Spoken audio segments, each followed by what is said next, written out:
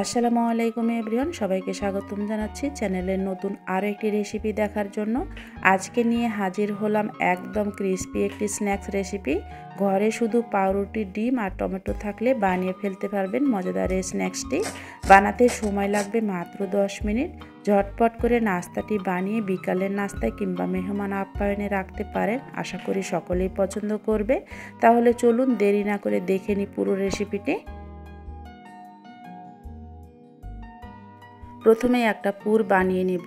এর জন্য চুলায় গরম পানি দিয়ে দিচ্ছি রান্নার রেগুলার তেল পরিমাণ মতো, দিয়ে দিচ্ছি হাফ কাপের মতো পেঁয়াজ কুচি, 3-4টা কাঁচা মরিচ কুচি।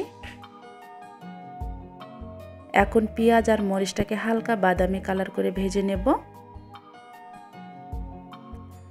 হালকা বাদামি কালার হয়ে এসেছে। এখন এর মধ্যে অ্যাড করে দিচ্ছি অর্ধেক কিউব করে কেটে রাখা টমেটো কুচি। পেঁয়াজের সঙ্গে টমেটোটাকে ভালোভাবে মিক্স করে নিচ্ছি। এখন এর মধ্যে কিছু গুঁড়ো মশলা অ্যাড করে দেব। দিয়ে দিচ্ছি পরিমাণ মতো লবণ, হাফ চা চামচ লাল মরিচের গুঁড়া, সামান্য পরিমাণ হলুদের গুঁড়া, হাফ চা চামচ ধনিয়া গুঁড়া, হাফ চা চামচ জিরা গুঁড়া। এখন মশলাগুলোকে টমেটোর সঙ্গে ভালোভাবে মিক্স করে নিচ্ছি। টমেটো থেকে কিছুটা পানি বের হয়ে আসবে। এ পর্যায়ে ঢাকার কোনো প্রয়োজন নাই, পানিটা এমনিতেই শুকিয়ে যাবে। টমেটোর পানি কিন্তু অনেকটা শুকিয়ে গেছে, ঠিক যেমনটি আমাদের প্রয়োজন। এ পর্যায়ে এর মধ্যে অ্যাড করে দিচ্ছি কিছুটা ধনিয়া পাতা কুচি। ধনিয়া পাতার সঙ্গে টমেটোটাকে আবারও ভালোভাবে মিক্স করে নিচ্ছি। ব্যাস, আমাদের পুরটা তৈরি হয়ে গেছে। ঠান্ডা হবার জন্য এক সাইডে রেখে দিচ্ছি। এখানে আমি 3টা ডিম নিয়েছি। এখন ডিমগুলোকে আমি গোল গোল করে কেটে নিচ্ছি এইভাবে।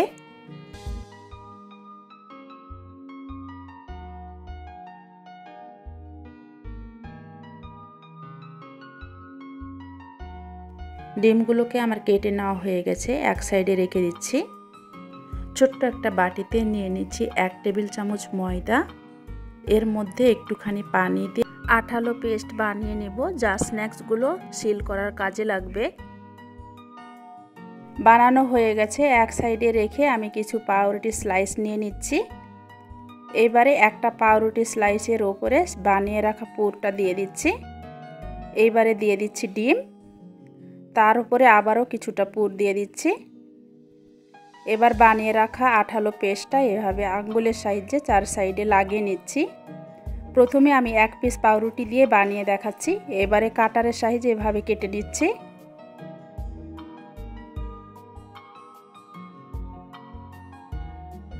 আরেক পিস পাউরুটির উপরে আমি মাঝ বরাবর এইভাবে পুরটা লাগিয়ে নিয়ে তার উপরে ডিম দিয়ে আবারও একটুখানি পুর দিয়ে নিচ্ছি। আবারও আঙ্গুলের সাহায্যে পেস্টটাকে এভাবে 4 সাইডে লাগিয়ে নিচ্ছি। এর উপরে আমি আরেক পিস পাউরুটি দিয়ে নিচ্ছি। এখন কাটারের সাহায্যে এভাবে কেটে নিচ্ছি। কাটার পরে আবারও 4 সাইডে এভাবে একটু ভালোভাবে সিল করে নিচ্ছি।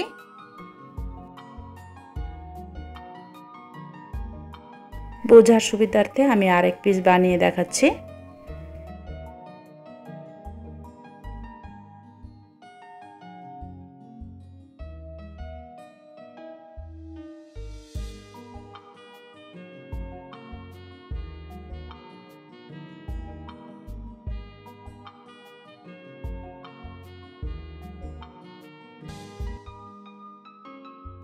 এই তো আমার 6 পিসের মতো বানিয়ে নেওয়া হয়ে গেছে। এখন এগুলোকে ক্রিস্পি করার জন্য একটা মিক্সিং বলে একটা ডিম ভেঙে নিচ্ছি। দিয়ে দিচ্ছি সামান্য পরিমাণ লবণ, সামান্য পরিমাণ অরিগানো। এখন একটা কাঁটা চামচের সাহায্যে ফেটিয়ে নিচ্ছি ডিমটাকে।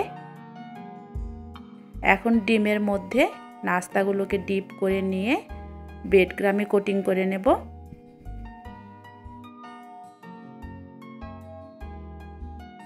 এইভাবে নাস্তাগুলো কোটিং করে নিলে নাস্তাগুলো অনেক বেশি ক্রিস্পি হবে আর খেতেও বেশি মজা লাগবে।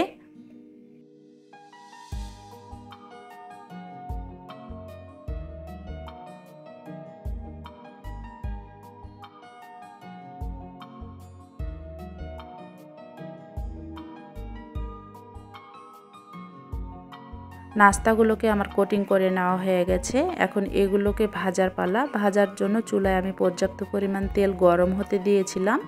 এখন তেলের মধ্যে একে একে নাস্তাগুলো ছেড়ে দিচ্ছি। এখন উল্টে পাল্টে নাস্তাগুলোকে ব্রাউন কালার করে ভেজে নিতে হবে। আর ভাজার সময় চুলার আঁচটা অবশ্যই লো মিডিয়াম হিটে রাখতে হবে।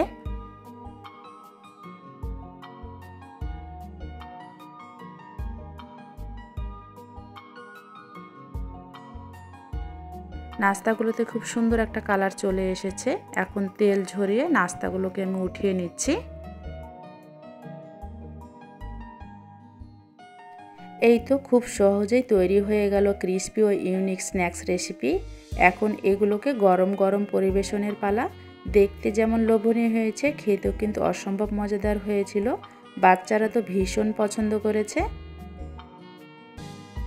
আশা করি বাসায় একবার হলো বানিয়ে খাবেন। ছোট বড় সকলেই পছন্দ করবে। তাছাড়া মেহমান আপ্যায়ন কিংবা বিকেলে চায়ের নাস্তায় কিন্তু পারফেক্ট এই নাস্তাটি। এখন একটা কেটে দেখাচ্ছি ভিতরটা কীরকম দেখায়। আশা করি আপনাদের ভালো লেগেছে। ভালো লাগলে অবশ্যই একটি সুন্দর কমেন্ট করে জানাবেন আর চ্যানেলটি সাবস্ক্রাইব করে পাশেই থাকবেন। আজ তাহলে এখানেই বিদায় নিয়ে নিচ্ছি। Keep watching Nilufa's.